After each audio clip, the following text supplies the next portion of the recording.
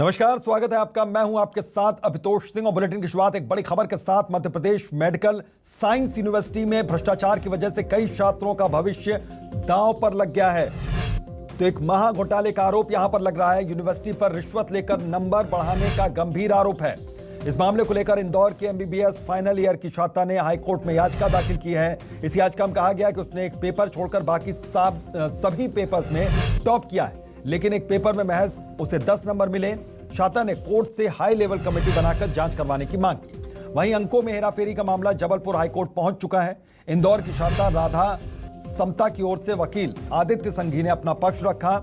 इस पर कोर्ट ने एमपी मेडिकल साइंस यूनिवर्सिटी से 10 दिन में जवाब मांगा है। तो गंभीर आरोप, बड़े आरोप, यहां पर महा घोटाले का आरोप ये लग रहे हैं। मेडिकल साइंस यूनिवर्सिटी से कोर्ट ने इस मामले में जवाब मांगा है। तो बड़ी खबर, अहम खबर, व्यापम के बाद एमपी मेडिकल यूनिवर्सिटी में एक बड़े महा घोटाले के आरोप यहां पर लग रहे हैं। इंदौर की छात्रा राधा समता ने यूनिवर्सिटी पर गंभीर आरोप लगाए और यह मामला अब कोर्ट की चौखट पर पहुंच चुका है।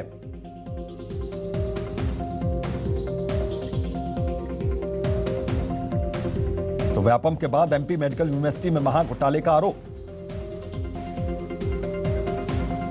Madhya Pradesh medical science university जो है, इसमें इतनी धांधली चल रही है कि पैसे के बल पे मार्क्स दिए जा रहे हैं और जो बच्चे पैसा देने में असमर्थ हैं उनको मार्क्स नहीं दिए जाते हैं और उनको जानबूझ के कम मार्क्स दिए जाते हैं और जो लोग पैसे दे देते हैं उनको मार्क्स बढ़ा दिए जाते हैं। तो आपने देखा कि याचिका में क्या कहा गया है। याचिकाकर्ता के वकील थे ये, जो साफ तौर पर कह रहे थे जिनको पैसे जो लोग दे देते हैं उनके मार्क्स बढ़ा दिए जाते हैं। इस तरीके का महा घोटाला यहां पर किया जा रहा है। तो इंदौर की छात्रा राधा समता ने हाईकोर्ट में याचिका दाखिल की गई और इस मामले में 10 दिन के भीतर जवाब देने का नोटिस कोर्ट की ओर से दिया गया है यूनिवर्सिटी को।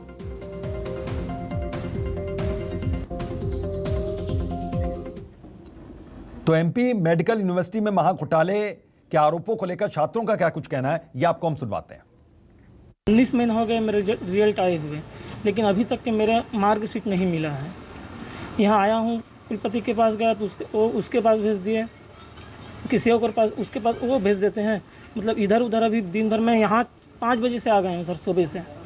मैं यहाँ अपने सेकेंड ईयर का रिजल्ट लेने आई हूँ। कम से कम तीसरी बार आई हूँ मैं अपना रिजल्ट लेने, और ये आज बोल रहे हैं कि जो कंपनी रिजल्ट देती है उसमें ताला लग चुका है। ताला तो 2-3 दिन हुआ, उस तो अब लगा है। और अप्लाई मैंने फरवरी से लिखित लेटर आ के दिया है, और उससे पहले मैंने ऑनलाइन लेटर नवंबर से दे रही हूँ, और अब तक कोई रिजल्ट का वो नहीं है। तो वहीं इस पूरे मामले पर कुलपति टीएन दुबे का बयान भी सामने आया। उन्होंने कहा कि सारी चीजें बिल्कुल ट्रांसपेरेंट तरीके से चल रही हैं। कोर्ट का जो फैसला आएगा उसी के तहत आगे की कार्रवाई की जाएगी। ये तो केस मेरे ख्याल से हाईकोर्ट में है, जो बता रहे हैं कि किसी को नंबर कम मिले हैं। तो अगर कोई बच्चा चाहता है कि उसको अगर कोई नंबर कम मिले हैं तो वो आरटीआई निकाल के अपनी कॉपीज़ को और वो जांच करा सकते हैं किसी टीचर से या फिर कोर्ट में लगा सकते हैं। तो उसमें तो ये पारदर्शी है, जो भी चल रहा है। रिजल्ट बना जो है ट्रांसपेरेंट था। कंपनी है बनाती है, कंट्रोलर एग्जामिनेशन है और सब लोग उसको देखते हैं उसको। दरअसल अगर आरोपों को माने तो हम आपको पूरा खेल समझाते हैं किस तरीके से ये खेल हो रहा था। एमपी मेडिकल यूनिवर्सिटी ने रिजल्ट के लिए एक निजी कंपनी को ठेका दिया। इसका नाम है माइंड लॉजिस्टिक कंपनी। इसको परीक्षा का पूरा ठेका दिया गया। कंपनी ने सॉफ्टवेयर में बदलाव कर अंकों में हेरफेर किया है, ये आरोप लगे हैं। एग्जाम कंट्रोलर गोपनीय विभाग के निजी ईमेल अंक भेजती है, फिर उनके कहने पर छात्रों के अंक में फेरबदल किए जाते हैं। बगैर परीक्षा दिए छात्रों को भी यहां पर पास किया जाता है। ये आरोप लग रहे हैं और आरोप गंभीर है। यहां पर जाहिर है कि इस पूरे मामले की जांच इस वक्त वहां पर चल रही है और कोर्ट में यह मामला लंबित है। और हमारे सहयोगी कुमार इंदर हमारे साथ जुड़े हुए हैं। कुमार इंदर, इस पूरे मामले में जो प्रबंधन है उसके अपने तर्क हैं, लेकिन जो याचिका करता है, जो उनके वकील हैं, उनके अपने तर्क हैं। इसके आधार पर वकील क्या कह रहे हैं और उनके पास किस तरह के सबूत हैं इस मामले को लेकर?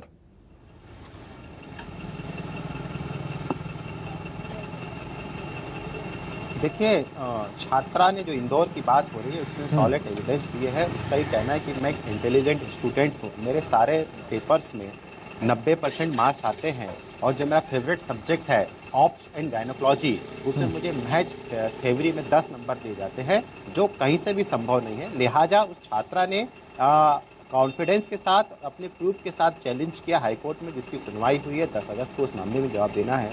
इस मामले में और भी याचिकाएं लगी हैं, जिसमें तमाम सरकारें जो है वो फंसती नजर आ रही है। ये मेडिकल यूनिवर्सिटी जो है एक तरह से मैं कह रहा हूँ भ्रष्टाचार का अड्डा बन चुका है। 2014 में यूनिवर्सिटी शुरू हुई थी और 2017 से इसमें लगातार आरोप प्रत्यारोप के दौर शुरू हुआ और इसका नतीजा रहा कि 2017, 2018, 2019 और 2020 इस तरह से हर साल एक रजिस्ट्रार यहाँ से हटाया गया है और वो हटाने का रीजन सिर्फ इस यूनिवर्सिटी में फैला भ्रष्टाचार है। ऐसे कई छात्र हैं जो इस गोरख धंधे में फंसे हुए हैं, जिनका अंधकार जीवन है, उनको खुद नहीं पता कि उनका क्या होगा। 3 साल 5 साल एमबीबीएस और पीजी करने वाले जो छात्र हैं वो भटक रहे हैं महीनों से, सालों से, उनका रिजल्ट नहीं मिल पा रहा है। कारण यही बताया जा रहा है कि कंपनी, अब ठीकरा जो है यूनिवर्सिटी वो रिजल्ट बनाने वाली कंपनी में फोड़ रही है। सवाल ये उठता है कि आखिर यूनिवर्सिटी ने ही उस कंपनी को लाया था, तो कंपनी को बिना जांचे बिना पड़ताले कैसे उस यूनिवर्सिटी को कंपनी को ठेका दिया गया, जो कंपनी ऑलरेडी ब्लैकलिस्टेड थी, जिसके पहले भी इस तरह के भ्रष्टाचार के आरोप लगे थे। उसको मध्य प्रदेश की इतनी बड़ी इकलौती यूनिवर्सिटी में ठेका देना और उस तरह से इतने सालों तक उसमें बंदरबाट चलना, ये ताजुब की बात है कि इस पर किसी की नज़र नहीं गई, जबकि शिकायतें लंबे दौर से मिल रही है। शिकायतों के बाद कोई कार्रवाई नहीं हुई। जब छात्रों ने, यहाँ के एबीवीपी छात्र संगठनों ने और इस तरह के आंदोलन चलाए, जब मुहिम पड़ी और हल्ला हुआ, तो जब उसके बाद फिर सरकार के मंत्री जो है विश्वास सारंग, उन्होंने जांच के आदेश दिए और 4 लोग पर अब तक कार्रवाई हो चुकी है। लेकिन ये महज 4 लोगों तक सिमटा हुआ जाल नहीं है, बहुत बड़ा नेक्सस है। ये जांच करना चाहिए। छात्र संगठनों का भी आरोप है कि इसमें जो कुलपति है टीएन दुबे, वो मुख्य आरोपी है। ठीक बात है, विश्वविद्यालय की किसी भी गतिविधियों के लिए वहाँ के जिम्मेदार कुलपति होते हैं। वही आरोप है कि कुलपति को अभी तक पद से क्यों नहीं हटाया गया। उनके खिलाफ अभी भी मुहिम जारी है, लेकिन इस पर सरकार का कोई जवाब आया नहीं है। वो कह रहे हैं कि जांच जारी है, मामला सब जुडिस है। ठीक है, मामला जुडिशरी अपना काम कर रही है, लेकिन प्रशासन को, यूनिवर्सिटी को जो काम करना था वो काम नहीं किया, जिसका नतीजा है कि इस तरह से भ्रष्टाचार लंबा निकल के आया है।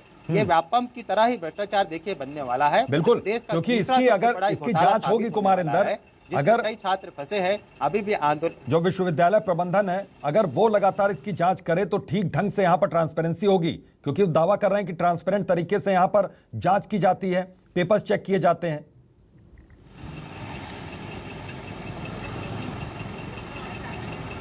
देखिए ये अपने आप में कंट्रोवर्सी बयान है। मैं बता दूं कि वही कुलपति के नीचे सब चीज मातहत हो रहा है और वो कह रहे हैं कि ट्रांसपेरेंट चीजें हो रही है। यदि कुमारिंदर, मैं आपके पास आता हूं, 2 मेहमान हमारे साथ जुड़ गए हैं। मैं लौटता हूं आपके पास। राकेश शर्मा हमारे साथ बीजेपी प्रवक्ता हैं, वो जुड़ गए हैं। सर बहुत बहुत स्वागत है आपका। और अब्बास हाफिज साहब हैं, कांग्रेस से हमारे साथ जुड़ गए हैं। सर बहुत बहुत आपका भी स्वागत है। अब्बास हाफिज साहब, यहाँ पर आरोप लगे हैं, गंभीर लगे हैं, और प्रबंधन का भी कहना है चूंकि कोर्ट में यह मामला है, कोर्ट जो फैसला देगा हम उसको मानेंगे, लेकिन जांच को लेकर कुछ सवाल आपके भी जहन में है और कुछ सवाल हमारे भी जहन में है कि जांच अगर हो रही है उस कंपनी के खिलाफ, तो उस कंपनी पर सिर्फ 4 अधिकारियों को, कर्मचारियों को हटा देना क्या काफी होगा या फिर आगे भी कुछ होगा?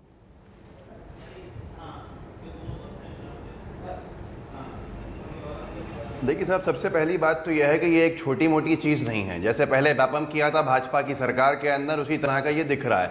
ये टिप ऑफ द आइसबर्ग कह सकते हैं कि नीचे कितना गहरा है इसका किसी को अंदाजा नहीं है। यहाँ पर एबीवीपी के खुद के जो छात्र आंदोलनकारी हैं वहाँ कह रहे हैं कि 7 साल से गड़बड़ियाँ चल रही हैं। बड़े भोले भाले लोग हैं, सत्ताधारी दल का युवा मोर्चा है और कह रहा है कि 7 साल से गड़बड़ियाँ चल रही हैं और हम 7 साल से यहाँ पर संघर्ष कर रहे हैं। तो 7 साल के संघर्ष के अंदर अगर भाजपा के ही कार्यकर्ताओं की नहीं सुनी जा रही, तो आप अंदाज़ा लगा सकते हैं कि ये मामला कितना बड़ा है, कौन लोग इसके पीछे हैं, किसने कंपनी को ठेका दिया। इस सब की जांच अगर विभाग करेगा तो विभाग लीपापोती करेगा। विभागीय जांच में लीपापोती हो सकती है, उसके अलावा कुछ नहीं हो सकता है। ये जांच तो एक हाई कोर्ट के रिटायर्ड जज की निगरानी के अंदर होना चाहिए। इस स्तर की जांच होनी चाहिए। कौन कौन इसमें गुनाहगार हैं वो सामने आने चाहिए। महज 4 लोगों का तो मामला है नहीं। जबलपुर के जिस विश्वविद्यालय की बात चल रही है, मध्य प्रदेश का पहला मेडिकल साइंस का विश्वविद्यालय है, और जिस तरह की घटनाएं सामने आई हैं शर्मसार कर देने वाली हैं। छात्रों के ही सिर्फ भविष्य से खिलवाड़ नहीं है, बल्कि मध्य प्रदेश पे एक बदनुमा दाग लगाया जाता है इस पूरे मामले को लेकर। उच्च चिकित्सा शिक्षा मंत्री क्या कर रहे थे? चिकित्सा शिक्षा मंत्री ने इस बात का इंतजार किया था कि जब याचिका दायर होगी तब जांच बैठाएंगे। उनकी नजरों से अगर ये ओझल था पूरा मामला, सबसे पहले चिकित्सा शिक्षा मंत्री विश्वास सारंग जी को इस्तीफा देना चाहिए। वो इस्तीफा नहीं दे तो शिवराज सरकार को उन्हें बर्खास्त करना चाहिए। इस तरह के मामले के बाद भी अगर कोई सवाल नहीं उठता तो बहुत दुखद है। ये पूरे का पूरा भविष्य से खिलवाड़ है, बच्चों के, छात्रों के, और वो भी किसके? भविष्य के डॉक्टरों के भविष्य से खिलवाड़ है। तो ये बहुत बड़ा मामला है, छोटा मोटा मामला नहीं है। किसने टेंडर दिया, किसने टेंडर किस आधार के ऊपर पास किया, किसके रिकमेंडेशन पे ये कंपनी आई, इस कंपनी को के अंदर कौन कौन लोग हैं, उन सबकी जांच होनी चाहिए। उनके तार कहां कहां जुड़े हुए हैं, मध्य प्रदेश के किन लोगों का साथ उनको मिला हुआ है, ये बहुत बड़े स्तर पे जांच होगी, तब जाके सब कुछ सामने आएगा और उसी के बाद ये सारा का सारा मामला हो जाएगा। लेकिन अगर आप ये सोचते हैं कि जो अभी लोग हैं वो जांच करें तो ये दुखद है। जांच तो नए सिरे से होनी चाहिए और मैं फिर कहूंगा चिकित्सा शिक्षा मंत्री विश्वास सारंग जी का इस्तीफा होना आज बहुत जरूरी है। बिल्कुल। राकेश शर्मा जी, सर देखिए, बड़ा वाजिब सा सवाल है कि क्या इंतजार इस बात का हो रहा था कि मामला कोर्ट के भीतर जाए और उसके बाद जवाब यहां पर प्रबंधन देगा?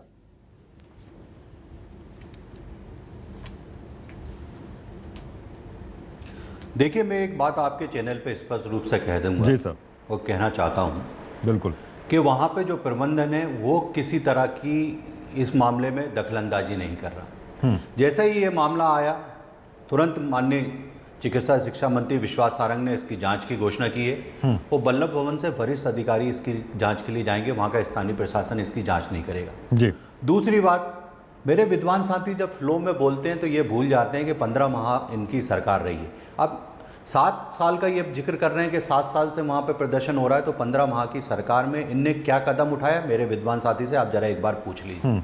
बिल्कुल। मध्य प्रदेश में कमलनाथ जी की सरकार ट्रांसफर उद्योग चला रही थी, रेत खनन माफिया का संरक्षण का काम कर रही थी, और कोई कितनी आवाज लगाए, चाहे कर्मचारी प्रदर्शन कर रहे हों, चाहे कर्मचारी, महिला कर्मचारी अपना मुंडन करवा रहे हों, चाहे छात्र प्रदर्शन कर रहे हो, इनके कान में जू नहीं रेंगती थी, क्योंकि ये तो 24 घंटे माल कमाने में लगे हुए थे, क्योंकि 15 साल का सूखा था उसको दूर करने लगे थे।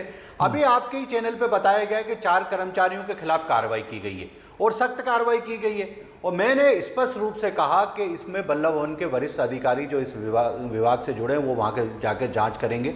मेरे विद्वान साथी भी बार बार कह रहे हैं कि जाँच होना चाहिए और गंभीरता से जाँच होना चाहिए, तो जाँच की घोषणा हो गई और जाँच होगी। मैं एक बात कहना चाहता हूं कि मध्य प्रदेश में माननीय शिवराज सिंह चौहान जी ने कहा है कि भ्रष्टाचार के खिलाफ जीरो टॉलरेंस की पॉलिसी अपनाई जाएगी। आप रोज की लीडिंग अखबार उठा लीजिए कि जो भ्रष्ट अधिकारी हैं उनके घरों पे लगातार लोकायुक्त छापे डाल रहा है, वहां पे धन की भी बरामदी हो रही है, सोने की भी बरामदी हो रही है, लगातार उनके खिलाफ सख्त कार्रवाई की जा रही है। आज ये बात सिर्फ भ्रष्टाचार की बात नहीं हो रही है। अगर मिलावटखोर कोई मिलावटखोरी का काम कर रहा है तो उसके खिलाफ भी रासुका की कार्रवाई की जा रही है। उनकी जमीनें, उनकी फैक्ट्रियां जब्त की जा रही हैं, वहां जो मकान उनके अवैध बने हुए हैं उनको तोड़ा जा रहा है, गुंडे और बदमाशों के खिलाफ कार्रवाई की जा रही है। पर दुखद स्थिति ये होती है कि जब भी हम कोई कार्रवाई करते हैं उसमें कहीं ना कहीं किसी ना किसी कांग्रेस के नेता का हाथ निकल के आता है, चाहे भू माफिया इंदौर का हो जिसमें कांग्रेस के बड़े नेताओं का सीधा सीधा हाथ है। अभी जबलपुर में कई मामला आपके सामने आया था कि जहां पे जो ऑयल है उसकी फैक्ट्री कांग्रेस की बड़ी नेता का बेटा चला रहा था। सर उन मामलों की हम बात उन मामलों की भी हम बात करते हैं, लेकिन आज जो हम चर्चा करने के लिए बैठे हैं अन्न खा रहा था कि यूनिवर्सिटी में क्या हो रहा है उसको लेकर चर्चा कर रहे हैं। सर एबीवीपी के जो छात्र नेता हैं वो भी नाराजगी जाहिर कर रहे हैं कि पिछले कई साल से मामला चल रहा है।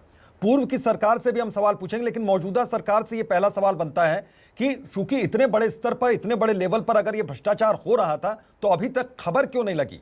और खबर तब लगी जब कोर्ट में मामला गया। सवाल ये था मेरा सर।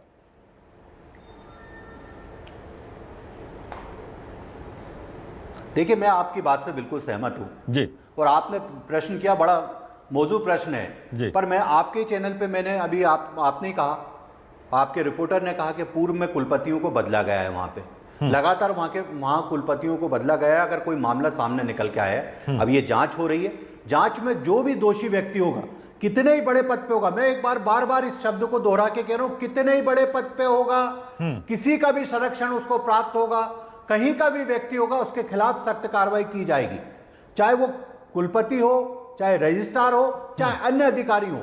और जिस कंपनी का ये मामला निकल के आ रहा है, जांच के बाद उसको ब्लैक लिस्टेड की कार्रवाई उसके खिलाफ की जाएगी और उसके अधिकारियों पे, जो कंपनी के अधिकारी हो, उन पे भी कानूनी कार्रवाई की जाएगी।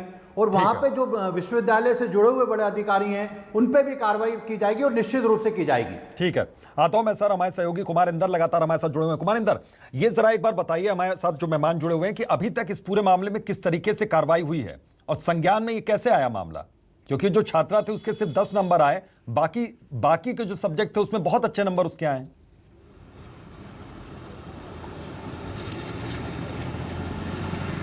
देखिए, अभी माननीय जो कह रहे थे कि कंपनी को ब्लैकलिस्टेड किया जाएगा, तो मैं आता हूं उस पर, लेकिन मैं सवाल उनसे ये करूंगा कि ब्लैकलिस्टेड आप बाद में करेंगे, लेकिन सवाल है कि वो कंपनी ऑलरेडी ब्लैकलिस्टेड थी, तो उस ब्लैकलिस्टेड कंपनी का आपने प्रोफाइल क्यों नहीं चेक किया? आपने इतनी बड़ी यूनिवर्सिटी का जिम्मेदारी दिया जहां पे कम से कम 90,000 कंसर्न है इस यूनिवर्सिटी से, उस यूनिवर्सिटी की जिम्मेदारी आप दे रहे थे, मध्य प्रदेश की इकलौती यूनिवर्सिटी है, आपको चेक करना था उस कंपनी का प्रोफाइल। आप ब्लैक लिस्टेड उसको बाद में करेंगे, वो पहले से ब्लैक लिस्टेड कंपनी, मैं आपको बता दूं बेंगलोर में भी वो कंपनी काम कर चुकी है, वहां पे उसको ब्लैक लिस्टेड किया गया है, उस कंपनी का ट्रैक रिकॉर्ड खराब है, उस कंपनी को आपने ठेका दिया है, ठीक है आप ब्लैक लिस्टेड करेंगे, वो बात अलग है, लेकिन सवाल ये उठता है कि पहले आपको जांच पड़ताल करना था, सारी चीजों को समझना था। आप बहुत बड़ी यूनिवर्सिटी की बहुत बड़ी जिम्मेदारी कंपनी को दे रहे थे, तो इस तरह से चीजें इनकी घालमेल हुई है। अब रही बात उजागर होने की, तो मैं बता दूं कि 2014 में ये यूनिवर्सिटी बनी थी और 2014 में यूनिवर्सिटी बनने के बाद चंद सालों बाद 2017 से इसमें लगातार करप्शन के मामले सामने आने लगे और जिसका नतीजा रहा कि 4 यूनिवर्सिटी आप रजिस्ट्रार को बदले हैं। सवाल ये नहीं है कि आप रजिस्ट्रार को बदल देते हैं, सवाल ये है कि यह हालात क्यों बन रहे हैं विश्वविद्यालय में, ऐसे विश्वविद्यालय में जहां पे ऐसे छात्र तैयार होते हैं जिनके हाथ में समाज की, देश की सुरक्षा करने का स्वार्थ का जिम्मा होता है। देखिए, बहुत ऐसे छात्र तैयार, देखिए सवाल ये उठ रहा है कि आपने वहां पर रजिस्ट्रार बदले, कई रजिस्ट्रार अभी तक बदले जा चुके हैं यूनिवर्सिटी में और बहुत दिन हुए नहीं है इसको, लेकिन जैसे ही यूनिवर्सिटी शुरू हुई उसके 1-2 साल के भीतर ये भ्रष्टाचार का मामला इस तरीके से आने लगा, तो हालात क्यों नहीं बदल रहे हैं? क्या हम ये मानकर चलें कि इस जांच के बाद हालात बदलेंगे?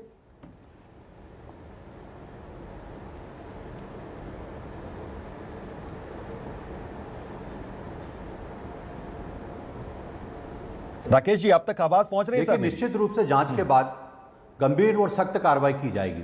ठीक है जी मैं आपकी आवाज आ रही है? हाँ। मेरे विद्वान साथी ने जिस विषय को इंगित किया कि अगर भ्रष्टाचार का मामला सामने आया है तो तुरंत रजिस्ट्रार के खिलाफ कार्रवाई की गई और वरिष्ठ अधिकारियों के खिलाफ कार्रवाई की गई है। ये यूनिवर्सिटी स्तर पे जो कंपनी को ठेका दिया गया था, इसी की तो जांच हो रही कि इसमें किन लोगों की संलिप्तता है, किन ने बिना जांचे, लेकिन सर ये बात तो मानेंगे, कह रहा हूं ना राकेश शर्मा जी, इस बात को भी तो मानेंगे खिलाफ कार्रवाई की जाएगी कि अगर जिस कंपनी को ठेका दिया गया उसकी हिस्ट्री पहले जांच ली जाती तो शायद ये जो मौजूदा हालात बने हैं वो ना बनते, शायद बच्चों के भविष्य से खिलवाड़ ना होता।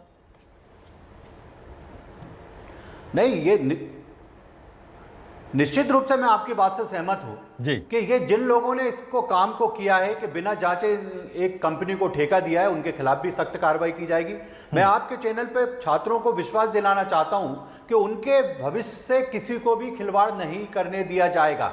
मध्य प्रदेश के मुख्यमंत्री जी की मंशा स्पष्ट है कि मध्य प्रदेश के छात्र आगे पढ़ें, अच्छा अपना कैरियर बनाएं, उनका भविष्य उज्जवल हो, उसके लिए सरकार हर तरह की मदद कर रही है। सरकार मदद कर रही है तो सरकार यह भी चाहती है कि जो अधिकारी लाखों रुपए की तनख्वाह लेते हैं उनकी जिम्मेदारी का निर्वहन वो करें। हम मध्य प्रदेश के अधिकारियों के प्रति जवाबदार नहीं है, हम मध्य प्रदेश की 7.5 करोड़ जनता के प्रति जवाबदार हैं, मध्य प्रदेश के छात्रों के प्रति जवाबदार हैं। कोई भी अधिकारी अगर गलत करता है तो उसके खिलाफ सख्त कार्रवाई हम करेंगे। ठीक है, अब्बास हाफिज साहब कुछ कहना चाह रहे हैं? सर, प्रदेश की 7.5 करोड़ जनता और छात्र के प्रति जिम्मेदार हैं। बिल्कुल, अब्बास हाफिज साहब कुछ कहना चाह रहे हैं आप, क्योंकि सवाल यहाँ पर पूर्व की कांग्रेस सरकार पर भी उठ गया। जवाबदार नहीं है, लेकिन जवाबदेही इनकी बनती है, मध्य प्रदेश की सरकार की बनती है।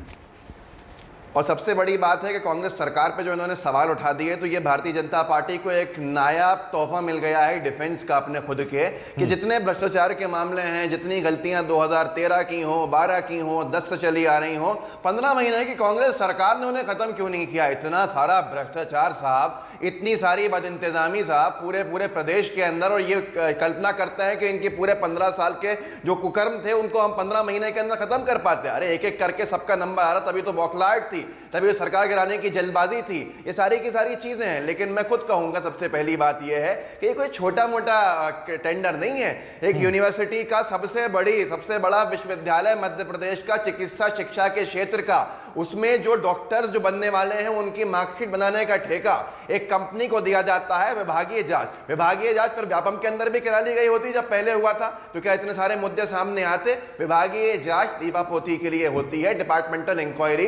हास्यास्पद है इतने बड़े मामले के अंदर, ये कोई छोटा मोटा मामला नहीं है। मैं फिर कहूंगा, किसने ठेके के अंदर सिफारिश करी, किसने ठेका दिया? ठेकेदार जो कंपनी ब्लैक लिस्टेड थी उसको ठेका दे दिया जाता है। और किसके लिए? मध्य प्रदेश के जो डॉक्टर्स बनेंगे भविष्य के अंदर, उनका भविष्य तय करेगी एक ब्लैक लिस्टेड कंपनी की जानकारी के बिना ही आपने ठेका दे दिया। ये तो बहुत हास्यास्पद है, सबको जानकारी होती है इस चीज की। तो आज सबसे बड़ा सवाल ये उठता है किसका इन्वॉल्वमेंट कितना है। हाईकोर्ट के रिटायर्ड जज की निगरानी के अंदर ये होना चाहिए और उससे ज्यादा बड़ी जांच चाहिए आज मध्य प्रदेश के इतने बड़े स्कैम को लेकर, जो मध्य प्रदेश की बीजेपी सरकार की नाक के नीचे हो रहा है पिछले 7 सालों से। और खुद इनकी सरकार, सत्ताधारी दल का युवा मोर्चा खुद इनके विरोध में खड़ा हुआ है। ये कितना बड़ी बात है? क्या इनकी अंतरकला है? क्या अजय बिश्नोई जी जैसे नाम इनके पीछे है? क्या है? आज सबसे बड़ा सवाल ये उठता है। एक तरफ भाजपा की अंतरकला, दूसरी तरफ भाजपा की सरकार के अंदर पनपता भ्रष्टाचार, बच्चों के भविष्य से खिलवाड़। आखिरी बात कहूंगा एक, जिसका ध्यान आकर्षण कराना चाहता हूं मैं आज लोगों के, कि मध्य प्रदेश के अंदर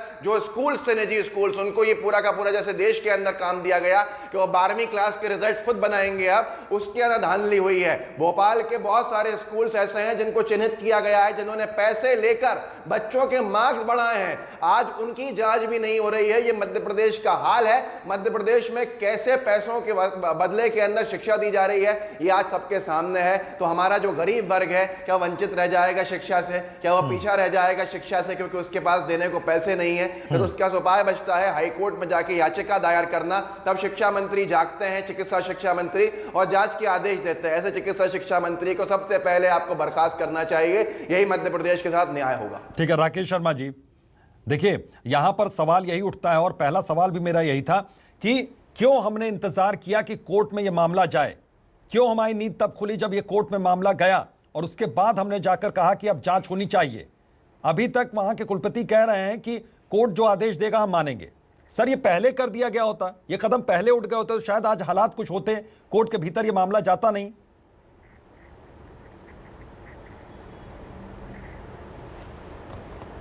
देखिए, सबसे पहले तो मेरे विद्वान साथी बार बार कह रहे हैं कि हाईकोर्ट के रिटायर्ड जज से जांच कराएं। जब मामला हाईकोर्ट में है जी, वहाँ में जो वर्तमान जज हैं वो इस पूरे मामले को देख रहे हैं। हाईकोर्ट जो निर्णय करेगा उसको सरकार पूर्ण सम्मान देगी। ठीक है, मैं इसी लाइन के साथ खत्म कर रहा हूं अपनी डिबेट। तो समय की थोड़ी कमी कि हाईकोर्ट जो फैसला देगा, हाईकोर्ट जो फैसला देगा वो मान्य होगा, सर्वमान्य होगा, जाहिर सी बात है। और इस जो हालात जो बने हुए हैं, इस हालात से निजात मिलेगी यहां पर छात्रों का, उनका भविष्य अधर में नहीं जाएगा। बहुत बहुत शुक्रिया आप सभी मेहमानों का। कुमार इंदर आपका भी बहुत बहुत शुक्रिया। तो यहां पर सीधे सीधे लबोलुआब यह है कि कोर्ट के भीतर चूंकि मामला ये लंबित है और कोर्ट जो फैसला देगा उसके बाद यहां पर यह माना जा रहा है कि हालात कुछ बदलेंगे और भ्रष्टाचार सिरे से खत्म होगा। बहरहाल अभी के लिए बस इतना ही। देखते रहे न्यूज़ 24 मध्य प्रदेश छत्तीसगढ़।